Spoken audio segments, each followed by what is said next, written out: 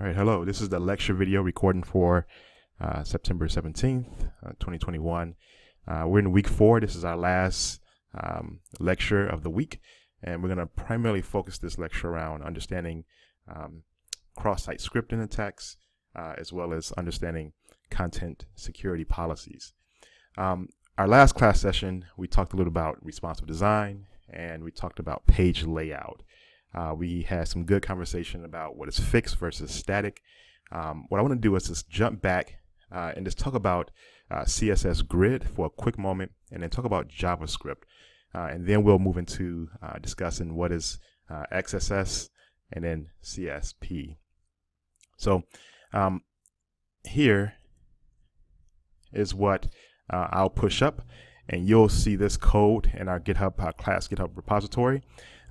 What I've done here is I've created 2 different files. One is a flex example.html that just kind of that demonstrates what Flexbox is, and it shows you an example, a practical example of a skeleton of a page layout using Flexbox CSS. And then the second one here is the same, but it just shows you how to implement CSS grid. And so if I were to right click, and I'm just going to just render this in the browser, you'll see that here just have that basic page layout, and I just put a background color for the various box elements. And so if I were to right click and inspect and click on grid, you'll see that my grid here, we have 4 columns, and we have 3 different rows, and the rows are specified based on how many values you give the grid template row property. And so you'll see that with my header here, that's in the background color of purple. I'm using line numbers to place these various box elements onto the grid. So I did that for my header. Essentially, I did that for all of my immediate children of the container. And so for the div ID middle section, you'll see that here, what I've done is I've created a container for my 2 box elements. The 2 box elements that I'm referring to are the ones that I identified in gray. And for that container, which is middle section, I've implemented flex, and these 2 boxes are flex items. One of the things I mentioned in class is that it is definitely permissible to have both grid and flex box implemented into your design, your layout. So here I decided to just basically create a new box, a new container, and put my middle sections, my 2 gray middle boxes, inside of that container. And I placed the middle section within the grid on the 2nd row. And then here you'll see I did something very similar to with the footer. I put the footer on the 3rd row that spans the full width of my grid. And so line number 1, and then line number -1. So you'll have access to this code. And like I said, I wanted to start from a ground basis here so that we know how to manipulate and give structure to what the end user will visually see. And so now for your final project, if you would like to use Flexbox, or if you want to use some type of framework such as React or Vue, feel free to do that. But we're going to bring this to a close. The last class session, we also talked about responsive design. And so one of the ways that you would implement responsive design, there's many different ways you can implement. You can do the add import tag. You can do you can actually add the media queries right directly within your internal CSS. And so you'll see that I have 3 different media queries. And so how this works is that whenever this max width breakpoint is triggered within the browser, it'll invoke these new CSS style rules. And I can put as many different style rules as I want. I just need to target the selector. In this case, I'm targeting the selector called header, or I can target a particular attribute selector, such as like ID or a class. And so here, if I were to render this in the browser, let's go here.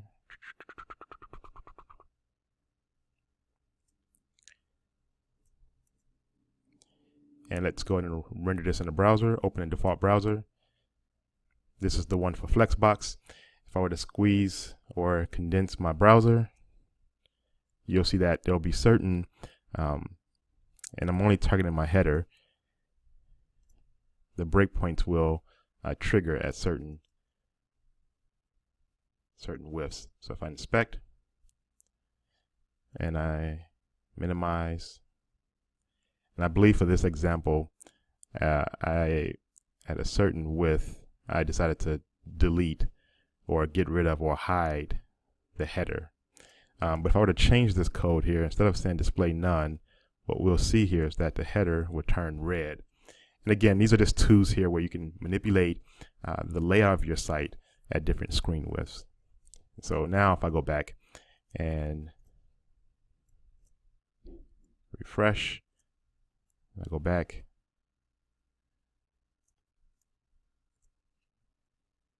and I condense the browser, my header should turn red at 1024, or a little bit below 1024. And then if I continue to go below 768, it'll turn yellow. And again, the possibilities of what you can do with these media queries are endless to get your site to conform or look a certain way at smaller screen widths. Before we actually dig into cross-site scripting and ways to mitigate different attacks, let me just talk a little about JavaScript.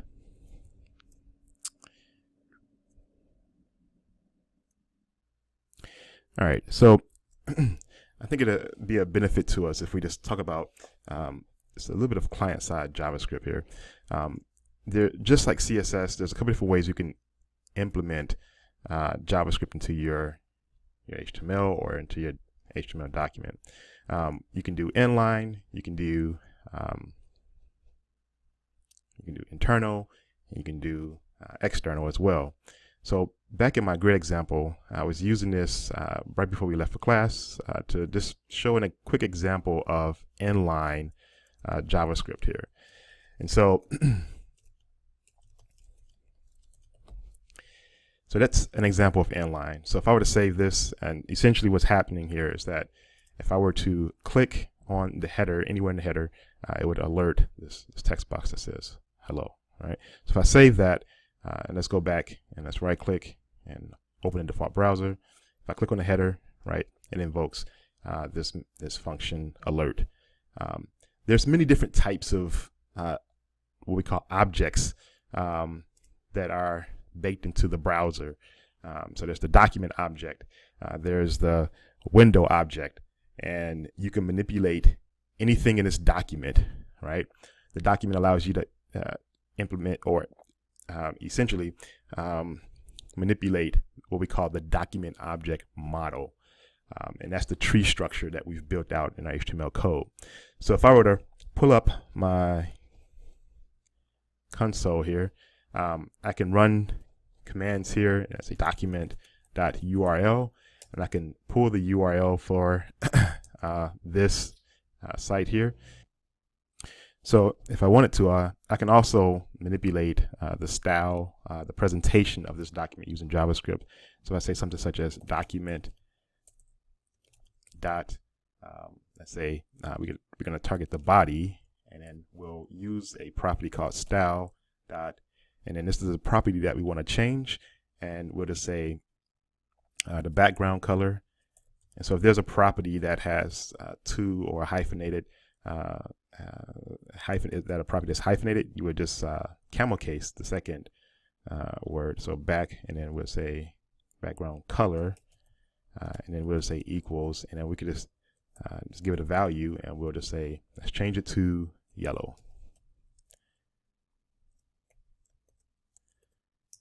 And so that changes the background to yellow. Now this is it's not going to permanently save because I'm just doing this within the console within the browser, but I can change the text size I could target this element by its ID or by its class. And so there's a function here that says document.get elements by class name.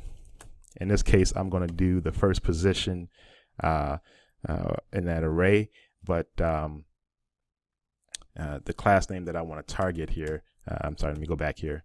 It's going to be whatever this class here that's assigned to these two gray boxes. And so here, that would be middle boxes, right? And so it's going to essentially search the top of my HTML document, and it's going to index each element that has the class middle boxes. And so here, I'll paste that here, but I want the first one, and I can target the text of this middle box and say that let's say text content or inner HTML, and if I want to change it, I can say this is some new text, right? And I hit enter, and you'll see that that's changed. There's many things I can do, right? So let's go to an actual website and let's run a little bit of JavaScript code. And so here I am going to bring up my console again, and I'll just hit clear. Hopefully this doesn't continue to flood my console. I do have a lot of things that's re-triggering, making requests. But here what I'm going to do is I'm going to pull the cookies from this website. So I'll say let, and I'll just call this cookies. And you'll see that I was experimenting with that already here. Equals document dot cookies, or cookie dot, and I'm going to split at the, I'm going to delimitate at the semicolon. And what that's going to do is return this array of cookies for this site. And then here what I'll do is I'll just output it to the console. So I'll say cookies,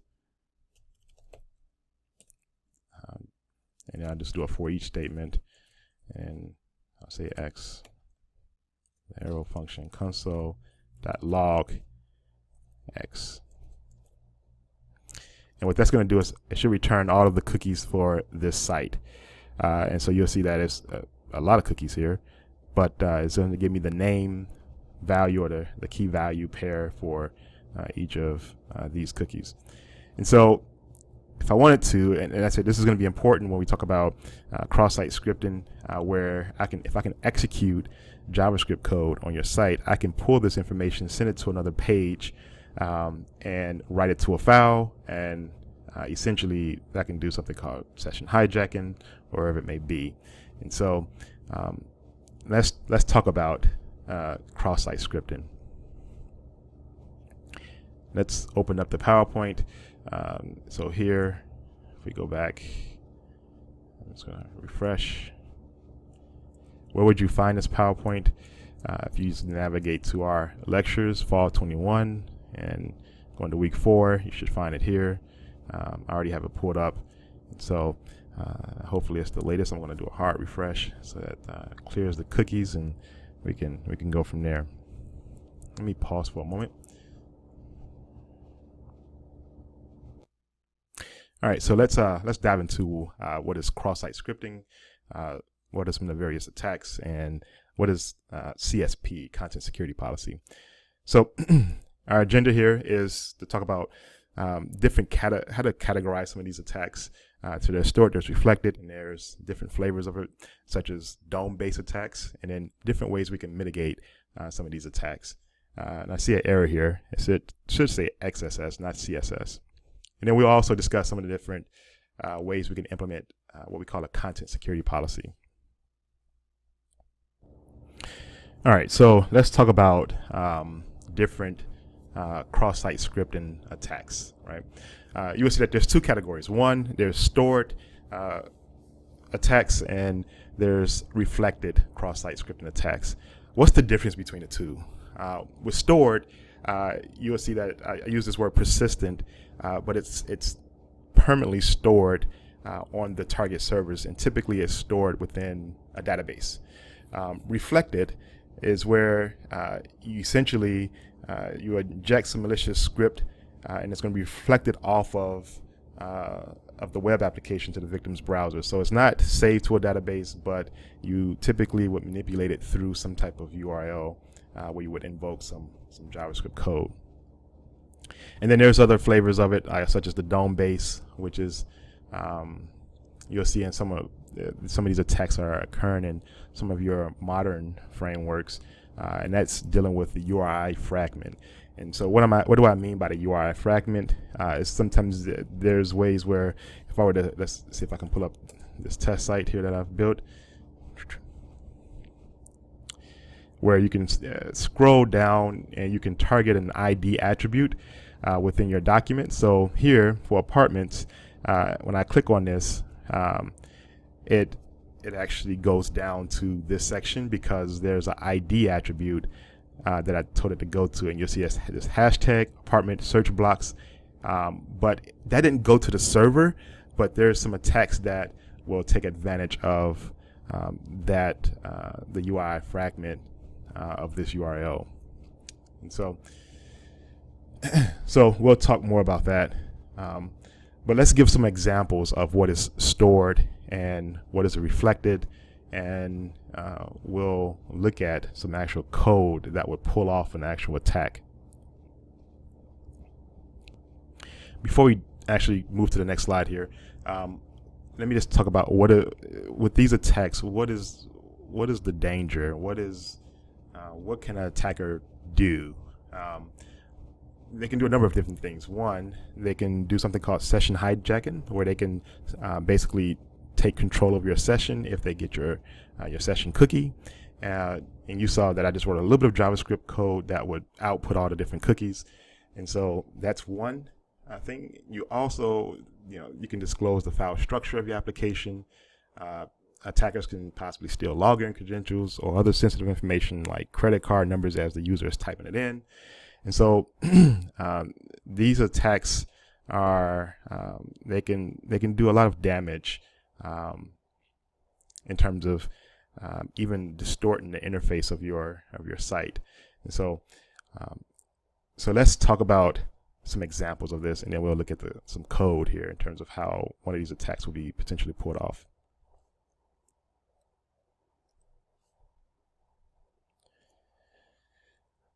Before we actually do that, go ahead and watch this video here. I think it's let's see here, how long is it? It's about 11 minutes here, but it does a really good job with just talking about the difference between stored versus reflected, and then we'll look at some examples here.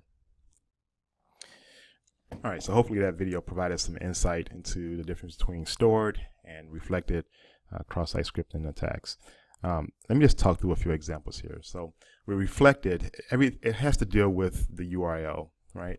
The way that you would test a site to see that if you can pull off a reflected cross-site scripting attack is you can go and run a script within, let's say, for instance, the search box of that site, or within the commenting section of that site. I would say more so in the search box. If you do that, you could put a script tag, and you could put a statement that says alert, hello, and if it executes, then it lets you know that we can execute JavaScript code. And so if we're able to execute JavaScript code, we can create our statements to reveal more information. So let's skip over to the next slide here. So this may be a step up where we would want to test out to see what cookies or what information we would receive if we were to put in this script tag and say, for instance, into the search box. So we would put this in, and hopefully it would give us some information and to see if it would actually go to our website. And if it goes to this website, now I'm abbreviating this here, but let's say that this is a full URL path. It would go to it would tap into my server, it would go to this URL, and it would give me the cookies for whatever site that I'm invoking this JavaScript code on. What you would do next here is, if it works and we write the information to a file on our server somewhere, what typically attackers would do would they would take this URL, and now it's not a full URL, but they would take this URL and they would typically go to like to that site. If that site has like a community or some type of I don't know, forum, they will post it on that forum, and so that anybody who would click on that link, if they're it would essentially send a request, a HTTP request to, if this was my server, it would send a request to my server, and it would essentially give me all their cookie information.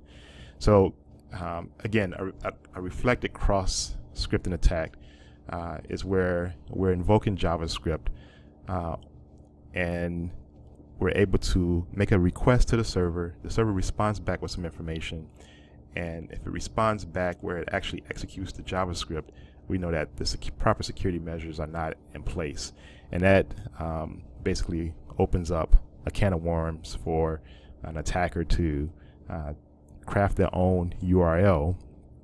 And this is why content security policies will be important.